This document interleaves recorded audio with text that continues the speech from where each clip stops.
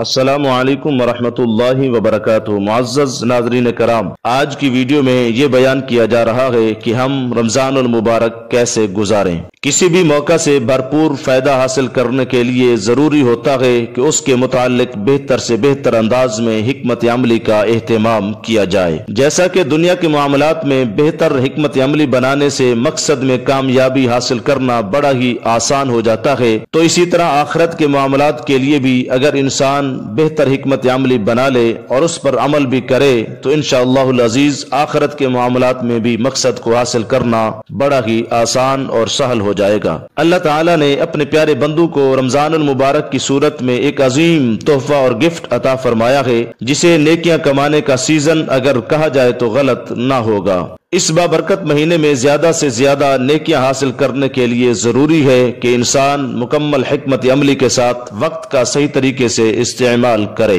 اور اس مہینے سے بھرپور فائدہ حاصل کرے۔ چنانچہ ذیل میں کچھ تجاویز پیش کرتا ہوں۔ پہلے نمبر پر روزہ رکھنے کے لیے سحری ضرور کھایا کریں، کیونکہ روزہ رکھنے کے لیے سحری کا کھانا صرف سنت ہی نہیں بلکہ سحری میں اللہ رب العزت نے بے بہا برکت بھی رکھی ہے۔ جیسا کہ حضرت انس بن مالک رضی اللہ تعالیٰ عنہ روایت کرتے ہیں کہ نبی کریم صلی اللہ تعالی علیہ وسلم نے فرمایا، تسحروا فإن فی السحور برکتن، کہ سحری کھایا کرو اس لیے کہ اس میں بہت برکت ہے۔ اس لیے ہمیں چاہیے کہ سحری کے آداب کو ملحوظ خاطر رکھتے ہوئے سحری کا اہتمام ضرور کریں۔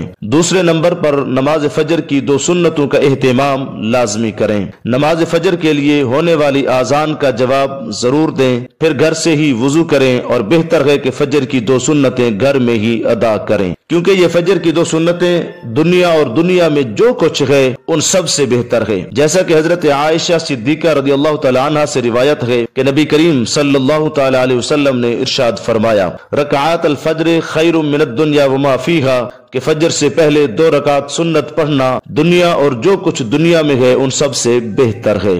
اور تیسرے نمبر پر باجماعت نماز فجر ادا کریں۔ سیدنا جندب بن عبداللہ رضی اللہ تعالیٰ عنہ سے روایت ہے کہ اللہ کے نبی صلی اللہ تعالی علیہ وسلم نے ارشاد فرمایا، من صلی الصبح فهو فی ذمۃ اللہ، جس نے صبح کی نماز ادا کر لی تو اللہ رب العزت کے ذمہ میں ہے اس کی حفاظت۔ چوتھے نمبر پر نماز اشراق پڑھ کر گھر کی طرف لوٹیں۔ نماز فجر ادا کرنے کے بعد اپنے جگہ پر بیٹھے رہیں اور نماز کے بعد والے مسنون اذکار اور صبح کے مسنون اذکار کے ساتھ ساتھ قرآن پاک کی تلاوت کرتے رہیں، یہاں تک کہ جب سورج طلوع ہو جائے تو پھر 2 یا 4 رکعت نماز ادا کریں۔ جیسا کہ سیدنا انس بن مالک رضی اللہ تعالیٰ عنہ روایت کرتے ہیں کہ رسول اللہ صلی اللہ تعالی علیہ وسلم نے ارشاد فرمایا، جس شخص نے نماز فجر با جماعت ادا کر لی اور اس کے بعد پھر اللہ تعالیٰ کے ذکر میں مشغول رہا یہاں تک کہ سورج طلوع ہو گیا، پھر اس نے 2 رکعت نماز ادا کی تو اس کے لیے مکمل حج اور عمرے کے برابر ثواب ملتا ہے۔ اسے مکمل حج اور عمرے کے برابر ثواب ملتا ہے۔ اسے مکمل حج اور عمرے کے برابر ثواب ملتا ہے۔ یہ الفاظ آپ نے 3 بار دہرائے۔ مزید حکمتیں اگلی ویڈیو میں انشاءاللہ العزیز۔ وما توفیقی الا باللہ۔